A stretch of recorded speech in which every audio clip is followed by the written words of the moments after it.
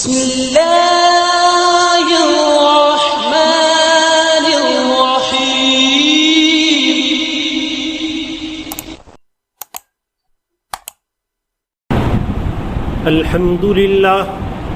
الحمد للہ نحمده ونستعینه ونستغفره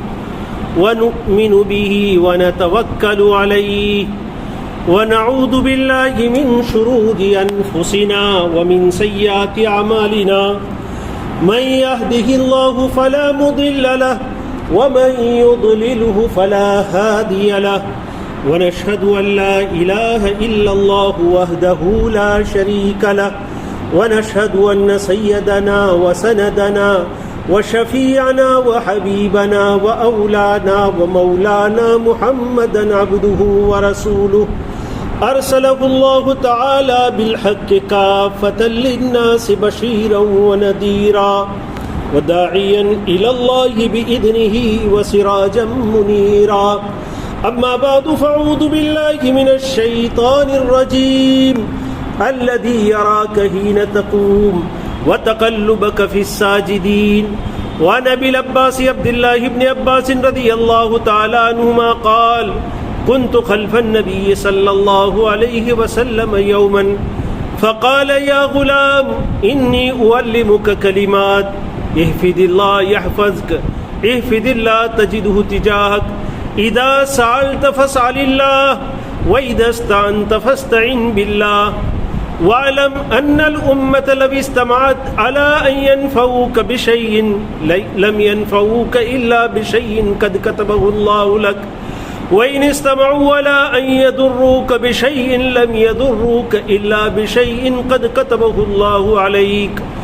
رفعت الأقلام وجفت الصحف رواه الترمذي وقال حديث حسن صحيح وفي رواية غير الترمذي احفظ الله تجده أمامك تعرف إلى الله في الرخاء يعرفك في الشدة واعلم أن ما أخطأك لم يكن ليصيبك وما أصابك لم يكن ليخطئك واعلم أن النصر مع الصبر وأن الفرج مع الكبر وأن الفرج مع الكرب وأن مع العسر يسرا أو كما قال عليه الصلاة والسلام صدق الله مولانا العظيم وصدق رسوله النبي الكريم ونحن على ذلك لمن الشاهدين ومن الشاكرين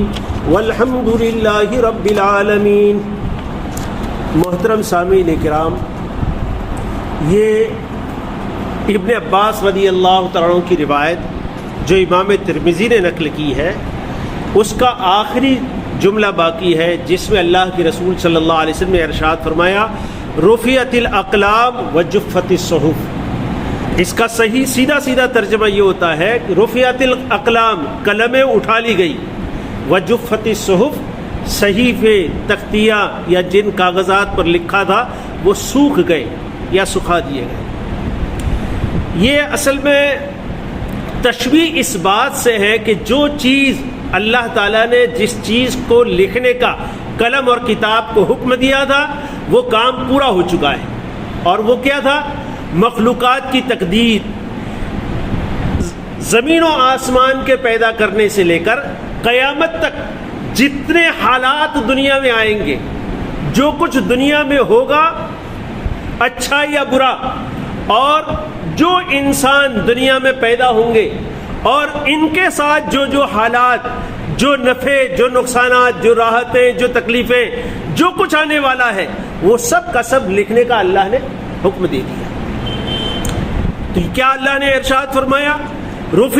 اللہ کے رسول صلی اللہ علیہ وسلم نے رفعت الاقلام وجفت الصحف، یعنی اللہ تعالیٰ نے جن تقدیرات کو لکھنے کا حکم قلم اور کتاب کو دیا تھا، وہ قلم اور کتاب اپنے کام سے فارغ ہو گئے، تقدیر لکھ دی گئی اور اب لکھنے کا کام پورا ہو گیا، اب اس میں کوئی نیا اضافہ نہیں ہو سکتا ہے. لیکن یہاں پر رفعت الاقلام اور جفت الصحف یہ جو محاورہ استعمال کیا گیا، علماء فرماتے ہیں کہ لکھنے کے لیے کسی زمانے میں قلم استعمال ہوتا تھا اور قلم کی مختلف شکلیں ہوئی. ماضی قریب میں قلم لکڑی کا ہوتا تھا جسے کاٹ کر آگے کی نوک اس کی بنا کر اسے کاٹ کر اور اسے روشنائی میں ڈبو کر پھر لکھا جاتا تھا. یہ طریقہ تھا. اور اس سے پہلے لکڑی کے علاوہ اور قلم بھی استعمال ہوئے ہیں, یہاں تک کہ بہت پرانے زمانے کے اندر پرندوں کے پروں کے جو پنکھ ہوتے ہیں ان کو بھی استعمال کیا جاتا تھا لکھنے کے لیے, روشنائی میں بھگو کر اسے لکھا جاتا. تو قلم کاپی پر, کتاب پر, صحیفے پر, تختی پر وہ لکھتی, جب تک وہ لکھتی وہاں تک وہ صحیفے کے اوپر چلتی قلم. جب کام پورا ہو جاتا لکھنے کا, اسے وہاں سے اٹھا کر دوات میں رکھ دیا جاتا یا اپنی جگہ پر رکھ دیا جاتا. تو رفعت الاقلام سے مراد یہ ہے جو قلم لکھ رہی تھی تختی پر اس کا کام پورا ہو گیا, اسے اٹھا کر رکھ دیا گیا. تو کسی زمانے میں قلم کا وہ انداز تھا, پھر لکڑی کا قلم ہوا, اور پھر اس کے بعد نہ معلوم کیسے کیسے کہ پھر روشنائی کے اندر قلم کو بھگونے کی ضرورت نہیں, خود قلم ایسی بنتی تھی جس میں روشنائی ڈال دی جاتی اور خود بخود وہ پھر لکھتا چلا جاتا, آدمی بار بار بھگونے کی ضرورت نہیں. اس کے بعد پھر جیلی والے قلم آئے اور نہ معلوم کیسے کیسے قلم کی شکلیں بدلی گئی, اور آج لکھنے کا وہ انداز ہے کہ اب قلم کی حاجت نہیں ہے, کی پیڈ پر انگلیاں دباؤ اور جو آپ لکھنا چاہو لکھ لو. اور اب یہ طریقہ آ رہا ہے کہ تمہیں لکھنے کے لیے کی پیڈ کی بھی ضرورت نہیں ہے, جو تم ارادہ کرو تم بولو, اور تمہارا کمپیوٹر ہے, موبائل ہے, جو بھی ڈیوائس تمہارے سامنے ہے وہ لکھتا چلا جائے گا. جو تم چاہو, تمہاری زبان حرکت کرے گی, نہ انگلیوں کو حرکت کرنی ہے, نہ قلم کی ضرورت ہے, نہ کسی اور کی, تمہاری زبان حرکت کرے گی, جو لفظ اس سے نکلے گا وہ ڈیوائس سنے گا اور وہ لکھتا چلا جائے گا. پھر اس کی پرنٹ نکال لو, جو بھی تم کو کرنا ہو. یہ لکھنے کا طریقہ ہے آج. تو اس زمانے میں یہ اللہ تعالیٰ, اللہ کے رسول صلی اللہ علیہ وسلم نے رفعت الاقلام کا لفظ استعمال کیا کہ جس قلم کو اللہ نے لکھنے کے لیے معمور کیا تھا اس کا کام پورا ہو گیا. ایسے اللہ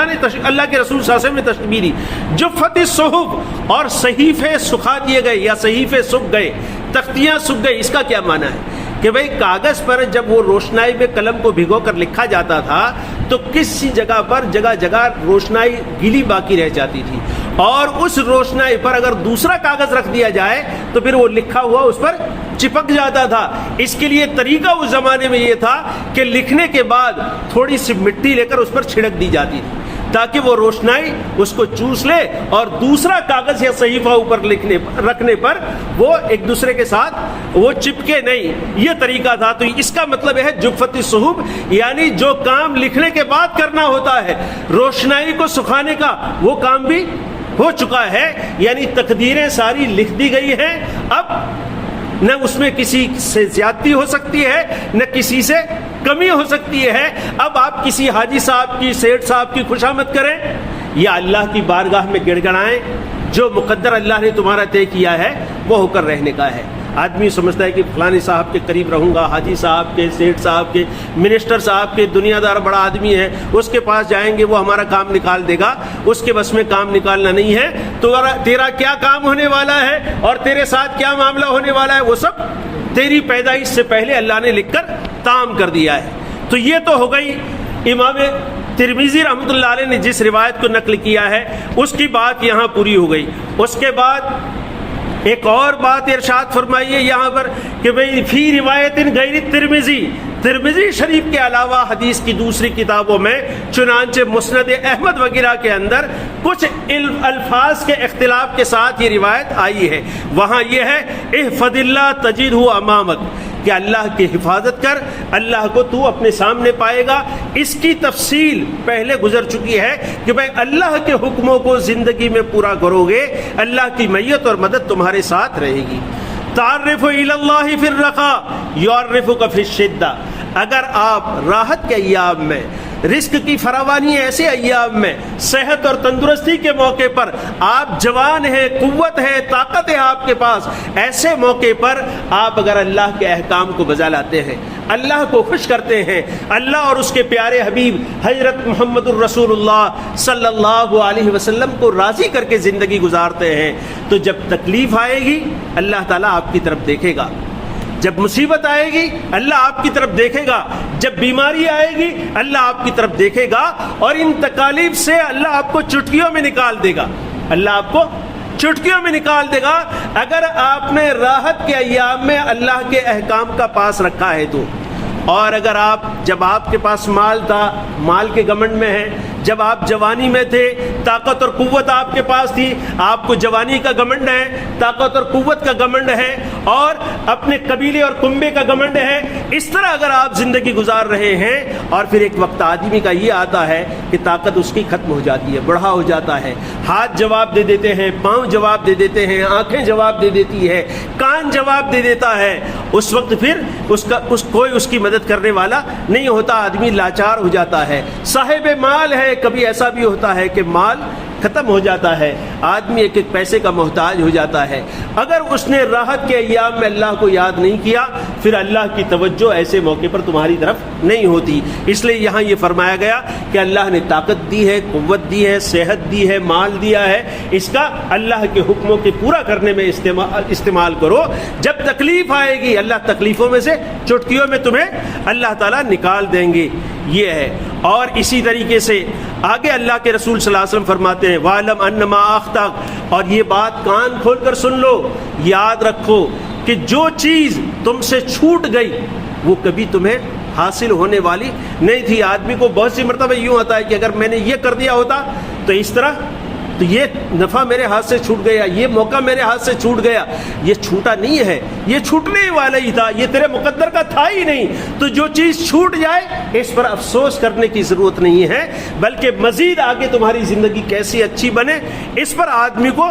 توجہ دینی چاہیے۔ چنانچہ قرآن کریم میں بھی اللہ تعالیٰ ارشاد فرماتے ہیں قُلْ لَن يُصِيبَنَا إِلَّا مَا كَتَبَ اللَّهُ لَنَا، کہ تمہیں وہی چیز حاصل ہوگی جو تمہارے لیے اللہ نے لکھی ہے، جو تمہارے مقدر کی نہیں ہے، جو اللہ نے لکھی نہیں ہے، وہ تمہیں کسی حال میں حاصل نہیں ہو سکتی۔ تو جو چیز چھوٹ گئی،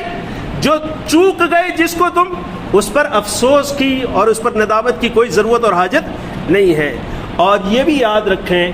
کہ ان النصر مع الصبر، اللہ کی مدد جو ہے ہمیشہ صبر کرنے والوں کے ساتھ ہوتی ہے، صبر کرنے والوں کے ساتھ، جزا فضا کرنے والوں کے ساتھ، ہائے واویلا کرنے والوں کے ساتھ اللہ کی صبر نہیں ہوتی۔ کوئی معاملہ تم سے چھوٹ گیا، چوک گئے کسی بات کو، تو اس پر جزا فجا نہیں، افسوس اور صدمہ نہیں، کیا کرو؟ صبر سے کام لو،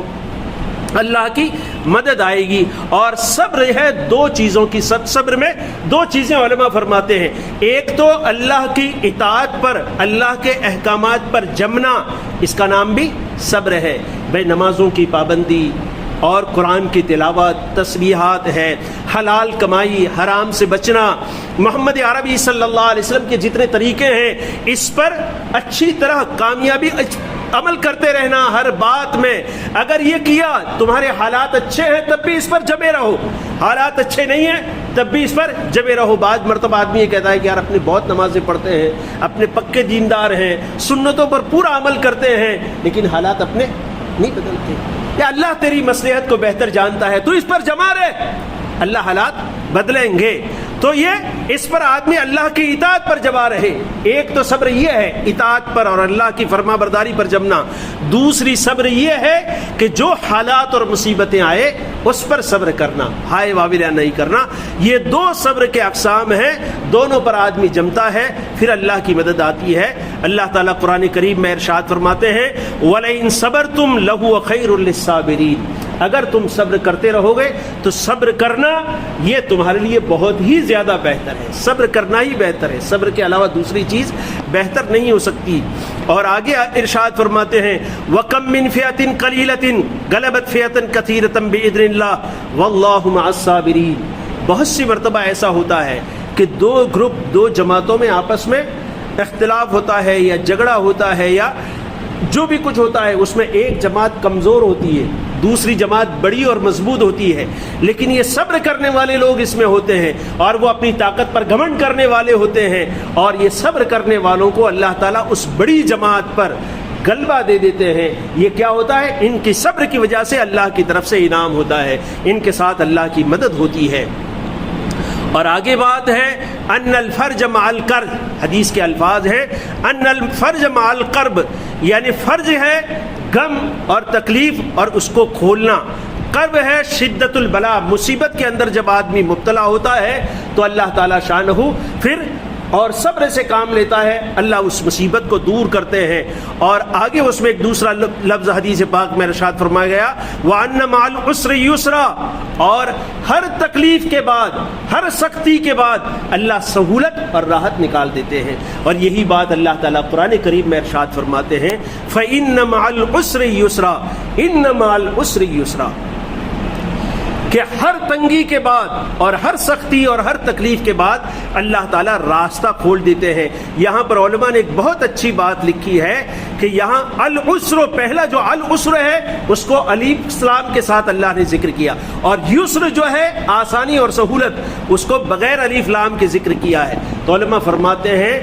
دو راحتوں کے درمیان میں ایک تکلیف اس پر غالب نہیں آ سکتی، یہ اس کا مطلب ہے. حدیث میں بھی اللہ کے رسول صلی اللہ علیہ وسلم نے یہ بات ارشاد فرمائی دو راحتوں کے درمیان ایک تکلیف، یعنی دو راحتیں ہیں اور تکلیف ایک ہے، تو تکلیف کی کوئی حیثیت نہیں ہے. اس لیے آدمی کو ان چیزوں سے